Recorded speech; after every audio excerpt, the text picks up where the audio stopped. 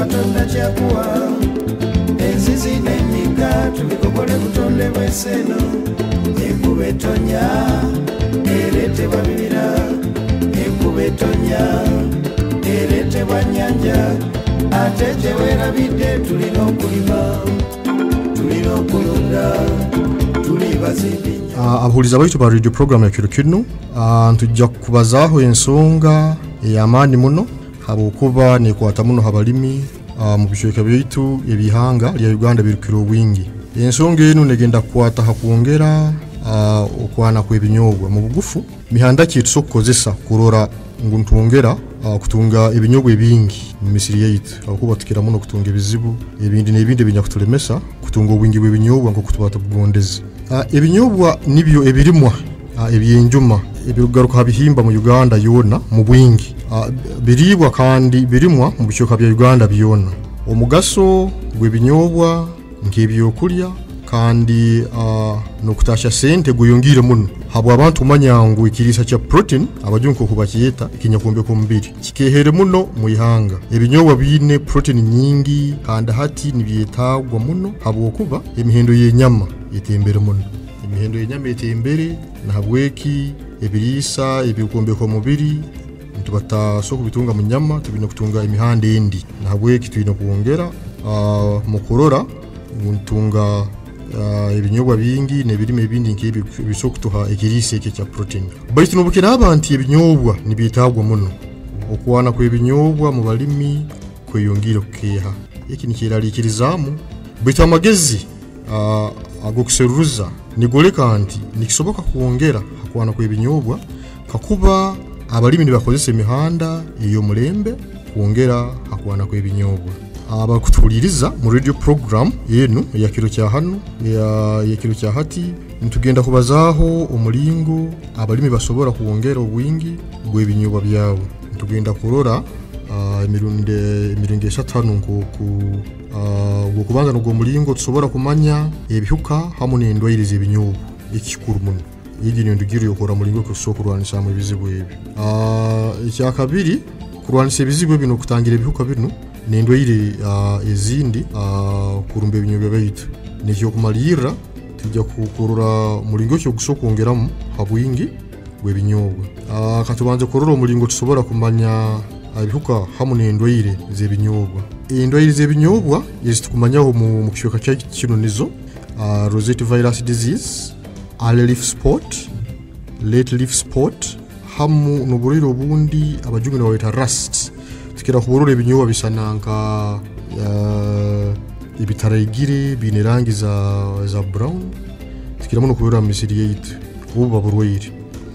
Mu bihuka harumu obuhuka oburukwetwa aphids abajungu babita aphids buno tukira kuburora uburora kisananka ekipyapya ekikwiragura obundi kikira kuba hansi y'ebikora by'ebinyobwa kuba olingaho kubirora ubu baburwaire babuhuka bukwetwa aphids. Kandi ubu nubunya kuleta rosette disease hamu n'enkubebe nazo ejja kusiisa muno ebinyobwa. Oburwaho bw'endwaire z'ebinyobwa ez'embaganizo n'obubuno groundnut rosette burwaire burwaho bwa groundnut rosette ebinyobwa bitandika kutunga erangi ya kyenju kandi bireka kukura kandi ebindi bifuuka kijubwa kandi nabyo bitarukora rune bikura mpora muno. Early leaf spot ubururwaho n'obubuno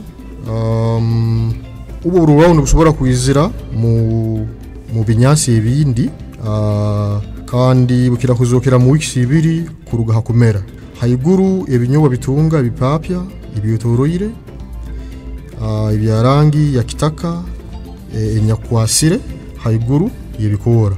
Uburwaire obuba bw'amani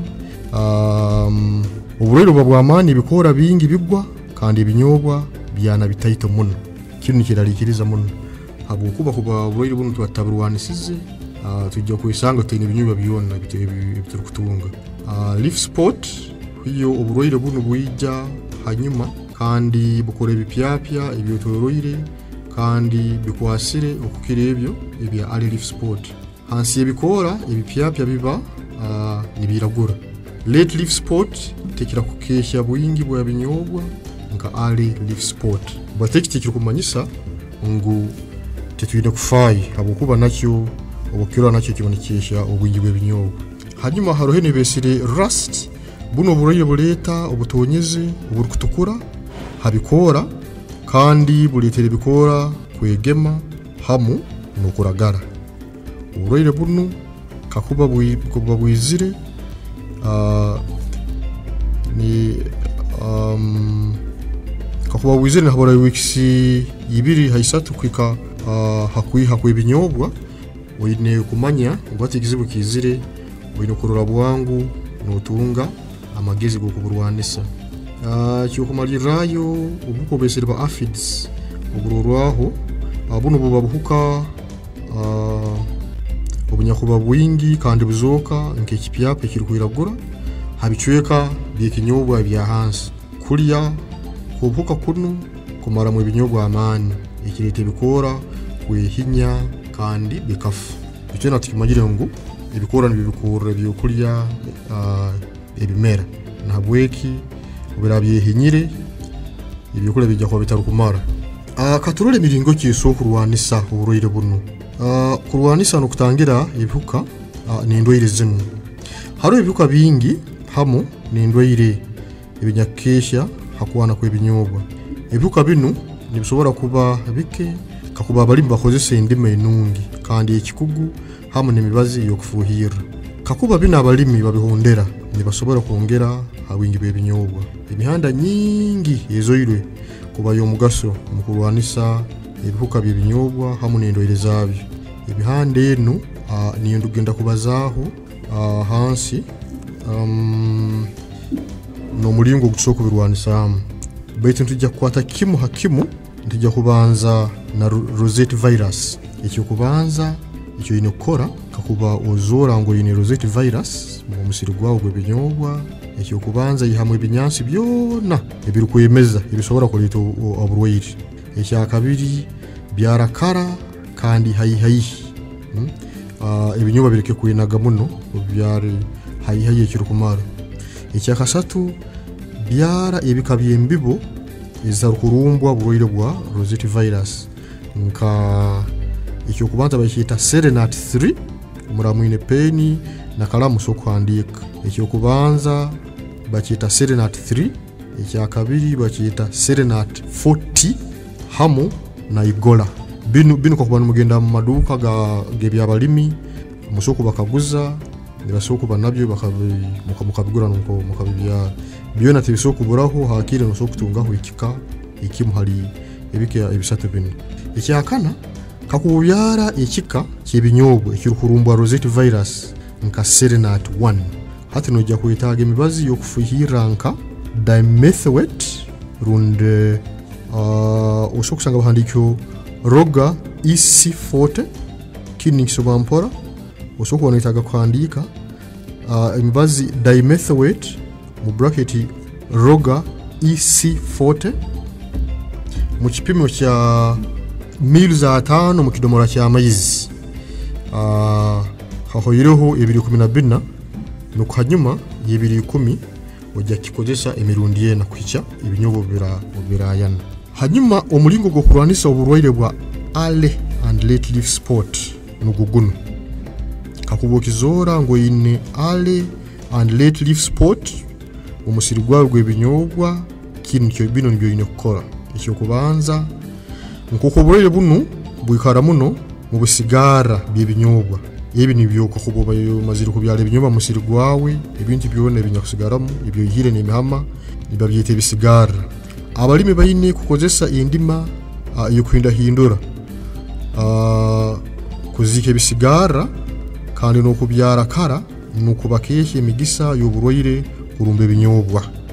Icya kabiri oyine kozesa imibazi nka fentin acetate waragenda maduka haruho ibara ryo busubuzi basokukiyeta Brestan rundi Benomil uwaho bahandikaho Benilet rundi Mankozeb yega bakirungi mugimanyire bagita Dythen M45 ekirakorana habimere ebindi bitali binyobwa byonka abandi bikoreza hanyanya na bintu ebindi. nogitabura buli grams 5 ez'omubazi oziteeka mu lita 2 rundi ekidomora kimwe ky'amaizi. Ekyakasatu hindura n'omugusa rundi oburo ebicweka kimu habuli bisatu oboraba maziri kuyoma ebinyobwa. Ekyakana fuhira na neem omu maizi rundi carbendazim ogwo nago mubazi carbendazim rundi mancozeb buli wiki 2 kugenda 3 emirundi 2 rundi 3 kutandikira mbere oburwaire buzokera. Omulingo gwo kurwanisa oburwaire bwa rust nabo buli hano gwo kubanza obuyonjo n'okuhindura n'ebirime ebindi abandi kimwita crop rotation mu masomero abasomesa bakibazahoga. Ekyakabiri ihamwe bicweka by'ebinyobwa byona omazire kugesa obizike habwokuba bino bikira kwahura oburwaire.